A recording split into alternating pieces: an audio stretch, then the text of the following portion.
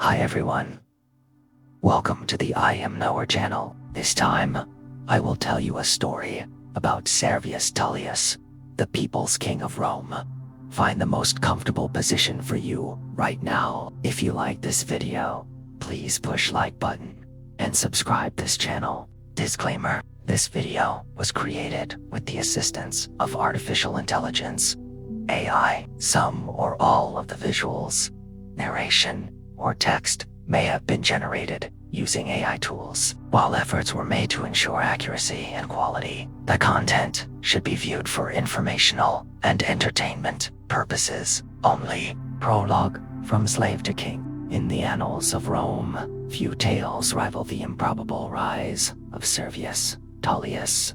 His story begins not in marble halls or noble households, but in the shadows of servitude. Ancient rumor whispered that he was the son of a captive princess from a conquered Etruscan town, raised as little more than a servant.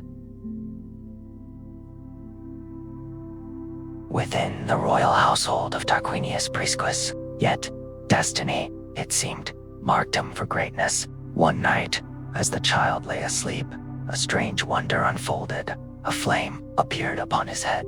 The fire burned brightly, but did not harm him. Attendants gasped. Slaves fled in terror, but the queen, Tanaquil, watched with calm conviction. Attendants gasped. Slaves fled in terror, but the queen, Tanaquil, watched with calm conviction. To her, it was no omen of doom, but a sign from the gods. The boy, she declared, was chosen, destined not to remain a servant, but to rule.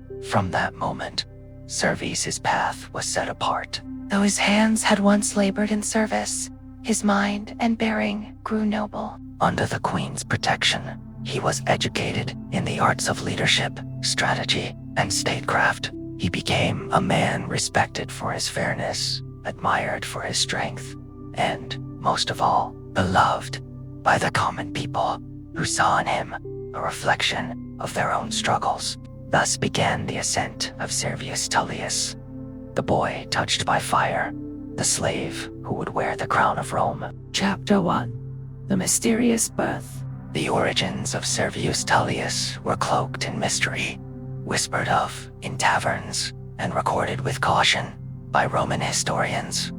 Some claimed he was born of divine fire, others that he was the child of humiliation and captivity. Between these versions lies the truth, as shadowed as the dawn of Rome itself.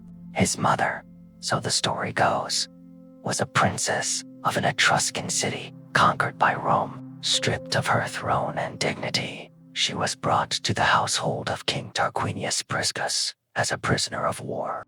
There, she lived in silence, her lineage forgotten, her name swallowed by time.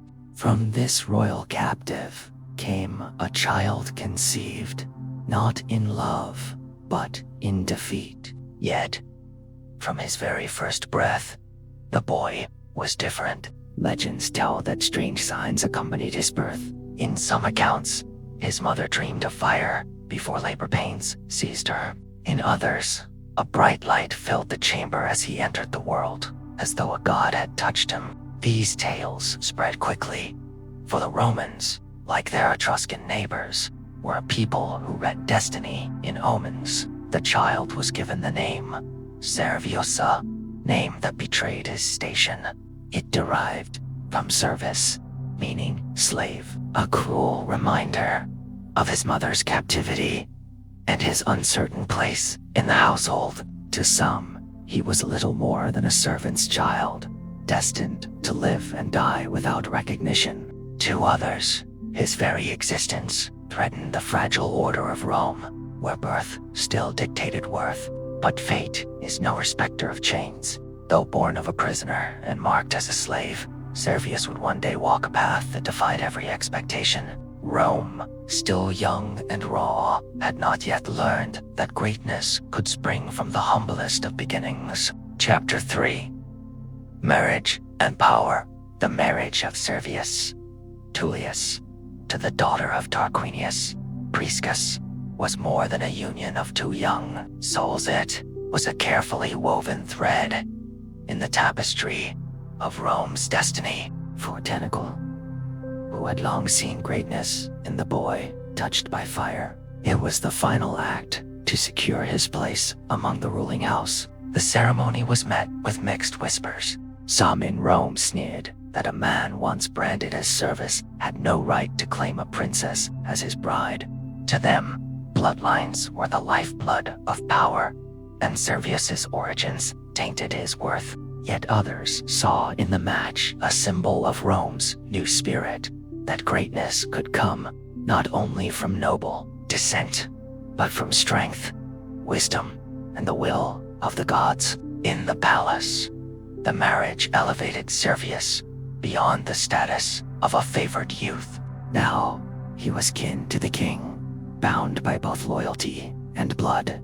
His voice in council grew louder, his presence at public rites undeniable. He no longer stood in the shadow of Tarquinius, but began to cast a shadow of his own. The people, too, took notice. Unlike many patricians who held themselves aloof, Servius walked among the common folk. He listened to their grievances, eased their burdens where he could, and won their trust in ways the nobility could not. Markets buzzed with his name, soldiers spoke of his fairness, and mothers prayed for sons who might one day bear his qualities. But not all hearts were warmed by his rise.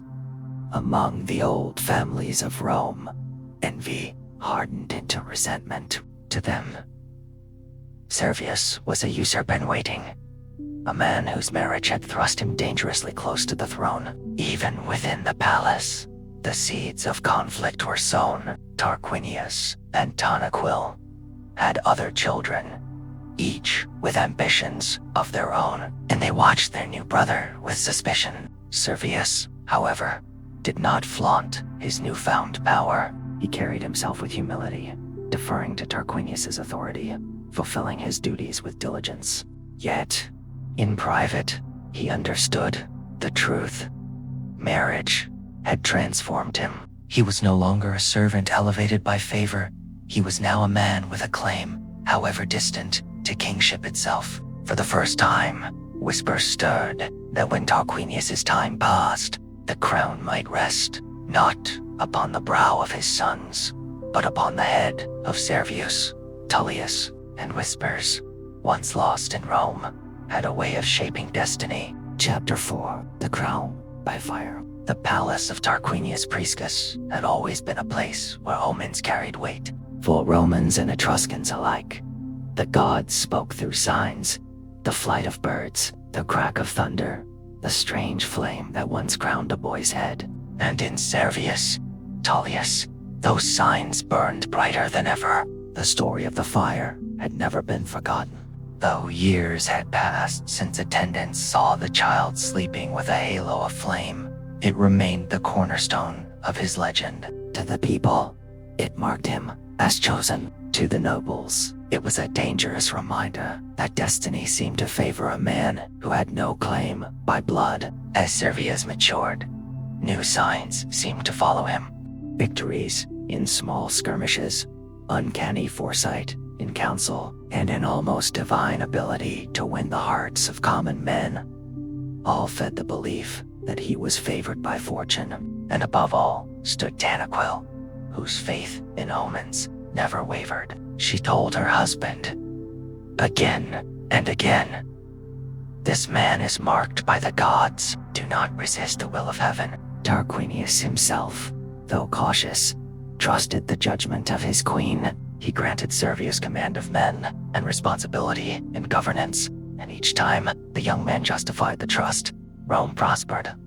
Under his influence, streets grew safer, trade flowed more freely, and soldiers served with greater loyalty.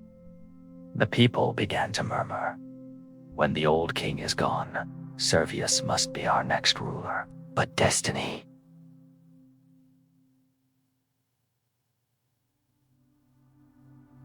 does not unfold without resistance. The sons of Ancus, Marcius, The king before Tarquinius still hungered for the throne they believed was stolen from them. They bided their time, watching for a chance to strike. To them, the rise of Servius was not only an insult, but a threat to their own designs. That chance came when Tarquinius, now aging, strode into the forum one morning and was set upon by assassins. The blow left him bloodied and near death, and panic rippled through the city. As Rome lost its king, would chaos return? Here, the hand of Tanaquil was revealed. From her chamber window, she spoke to the people, declaring that the king still lived, but was too wounded to appear. In his stead, she proclaimed, Servius Tullius would govern until Tarquinius recovered.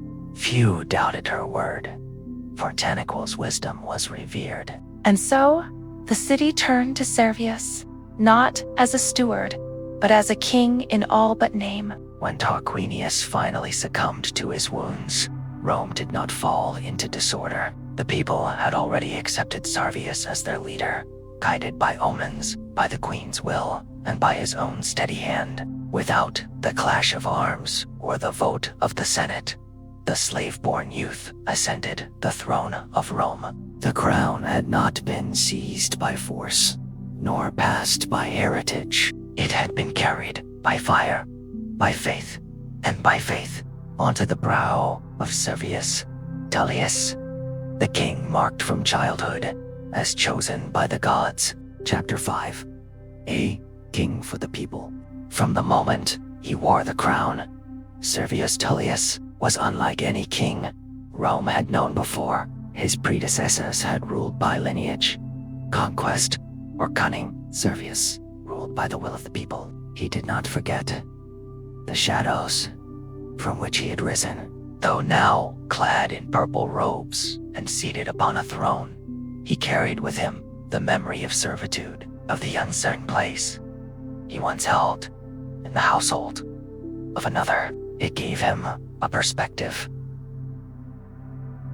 few kings possessed, an understanding of those who toiled in the fields, who bent their backs under burdens, who paid taxes to fill the coffers of the great. Servius made it his mission to bind Rome, not only by walls and armies, but by justice.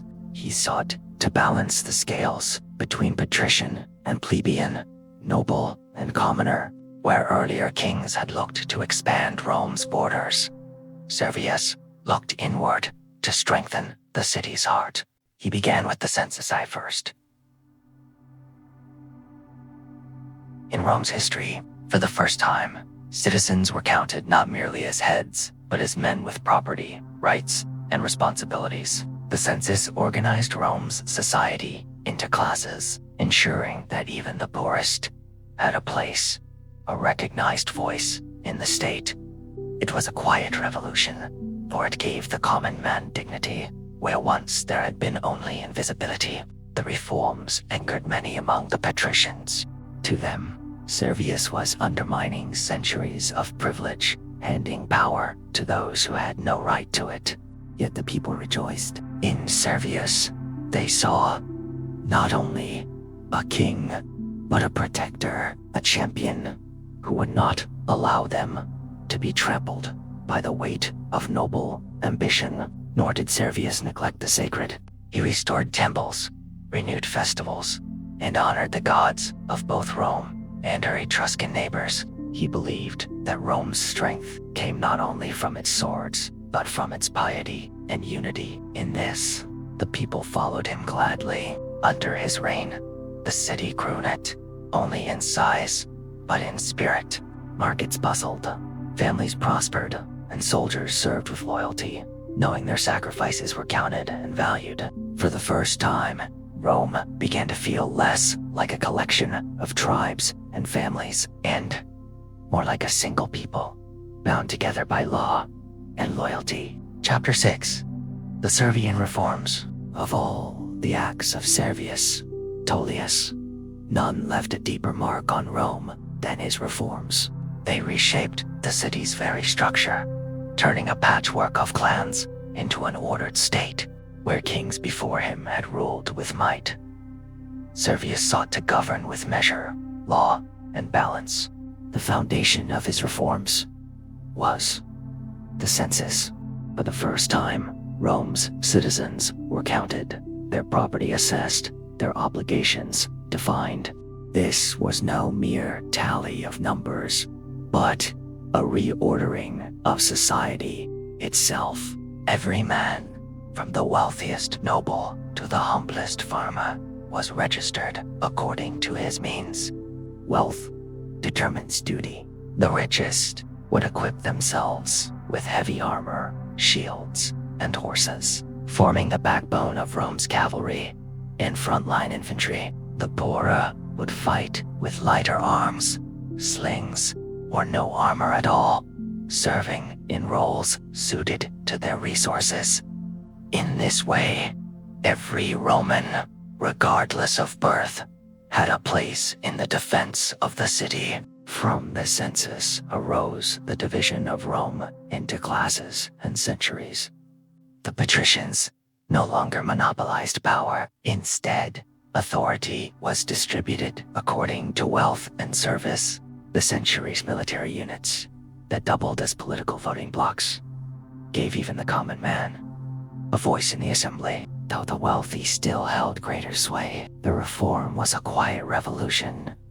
It acknowledged that the plebeians mattered, that Rome was not only the city of its nobles, but of all its people.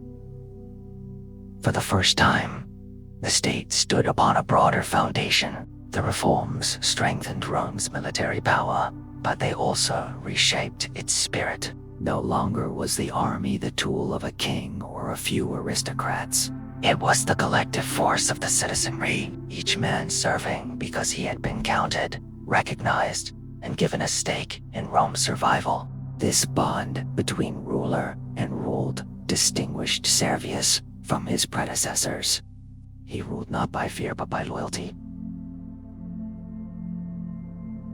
Freely given, the people saw him as their advocate, the king who had risen from among them to grant them dignity. Yet not all hearts were won. Many patricians seethed at the erosion of their exclusive privilege. To them, Servius's reforms were dangerous, giving power to men who had no noble blood, men who might one day challenge the Senate itself. Behind closed doors, they whispered that Servius had gone too far, that a king who empowered the masses was a threat to the very order of Rome. But the king did not waver. He knew the resentment he stood, yet he pressed forward, for he believed Rome's future required it.